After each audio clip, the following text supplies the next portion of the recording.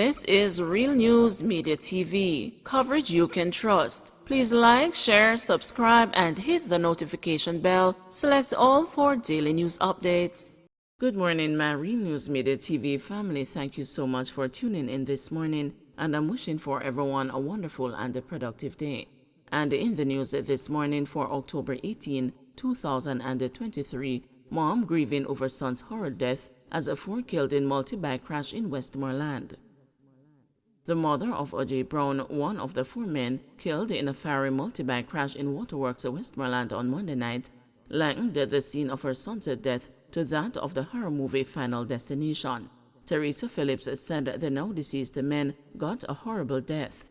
Like Final Destination, if you have ever seen that movie, better one of him foot did hit off or he was at the hospital unconscious. When I went down there last night, I couldn't hold my composure. But if it is even for the last time I had to see him, they mash up real bad. And even through all of that, I could still identify him. Him are the one when face split in a two, one of the eyes bulge, and him break up. He was in the drain and a part of him in the road, the distraught mother recalled. The other 3 deceased have been identified as 18-year-old Jermaine Scott of Pentecost Lane, Darliston, 24-year-old Ricky McLeod, and the 17-year-old Oshane Solomon, both of Ashton District in the parish. Reports from the police are that on Monday night, the 4 men were traveling on 3 motorcycles when, on reaching a section of the Waterworks main road, the riders of the bikes failed to keep left and collided with the front section of a motor truck, causing extensive damage to all motor vehicles. The 3 riders of the motorcycles died on the scene, while the 4th man, who was a pillion rider, was rushed to the Savannah Lamar Public General Hospital, where he succumbed to his injuries on Tuesday morning. Phillips told the news in an interview on Tuesday afternoon that she did not like the idea of her son riding a bike. Me tell him to park the bike. Every day me pray for the bike mash up. Whenever the bike is not riding, Sanjay is in the yard. The bike drop him 2 times and him not tell me. I only see his bruises, Phillips said. Phillips said she got the news of her son's tragic death via a telephone call. Me go over and me hear my phone a ring, and my daughter answered, and after she answered, me hear she scream and she even curse. So me I say, what happened, Shanique? What happened? She say an individual say Sanjay crash and him now move, a tearful Phillips recounted. She later made her way to the crash site where she saw the horrible scene. I saw the bikes and I saw 2 persons that I could identify in the group of persons. When I rose up, I didn't see him, but the other 2 persons that I saw, I know he would be there. The mother, who described her son as a jovial, told the news. I think nobody can pass a bad assertion about that little boy, one resident popularly known as Miss Joni said. Miss Joni says she would often warn the now deceased to slow down, adding that the young men refused to ride their bikes cautiously on the road. They refuse from hearing take time. They don't hear take time ride. Nobody is there to tell you how the accident happened, if it is their fault or the truck driver's fault. But me know them ride hard. Me not go bias. Me know them ride hard, she said.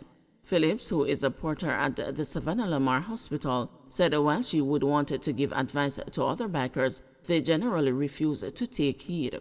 As far as how I see it now, these young men now learn. When incidents reach them, they say I ride, the person can't ride. I don't think they take it serious until it hits home. No matter how they think they are a professional rider.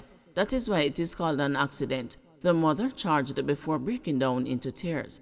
A man told the news that he and his family narrowly escaped the injuries following Monday night's incident. Me just hear boom like a one bomb, and when me look, me see the fire through the grill. So me run round the back of the house and come out. The man, who wished to remain anonymous, said, "Me traumatized. Me just give God thanks it didn't run directly into the shop, cause it would have run through the building." According to the latest crash report, 324 persons have died on the road since the start of the year. Of the 324 persons killed, 108 of those are motorcyclists. Westmoreland is one of the parishes with the highest fatalities, being 46.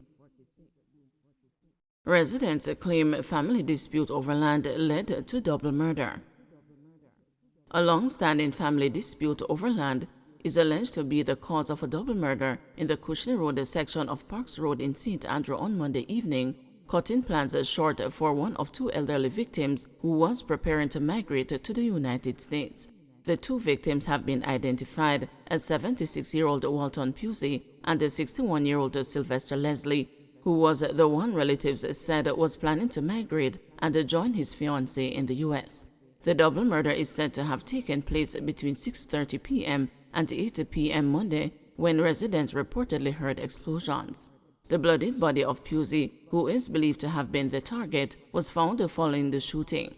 Tuesday morning, Leslie's body was discovered in bushes. It is theorized that Leslie, who was on his way home, got caught in the gunfire. One of Leslie's relatives placed both hands on her head on Tuesday morning as reality hit that he would no longer be rushing to her assistance whenever there was a manly task to be undertaken at her house. "Nobody was looking for this," said the relative, adding that a number of people were in mourning. "Somebody called me this morning and said to run come because he's dead. I understand that he wasn't supposed to go to work the morning. He was supposed to go and do his medical to go to America. He was a laborer and was the father of 3, said Leslie's relative. "We don't know what really caused this. A whole lot of shots were fired. He seemed to have got caught up in the gunfire. Eyewitnesses say when the car stopped, the man just go in upon the other man and start shot him," the relative claimed. Pusey's relatives were still in shock when the news visited their home on Tuesday. They were in no mood to speak. Residents alleged that it was known to many that there was a long-standing issue between Pusey and the relative over land. They claimed that the land dispute had been the source of misery for Pusey. Police probing death threat against the politician. Dennis Meadows, who will be contesting the Trelawney Northern seat for the People's National Party in the next general election, says he has been receiving death threats on his cell phone from an unknown caller. The Falmouth police are investigating. We received a report from Mr. Meadows indicating that he was threatened via the telephone.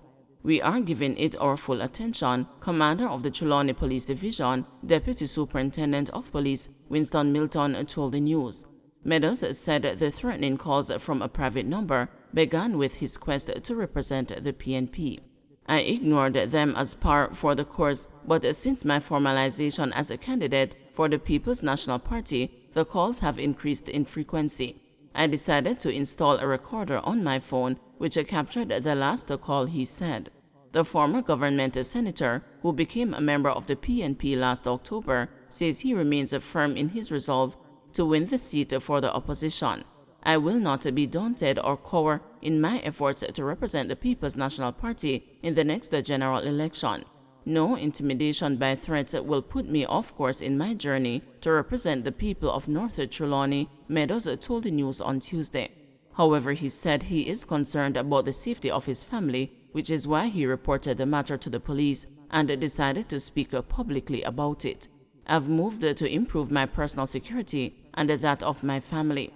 As we all observed, people have been killed for less than power, and I will ensure that my family is protected," he added.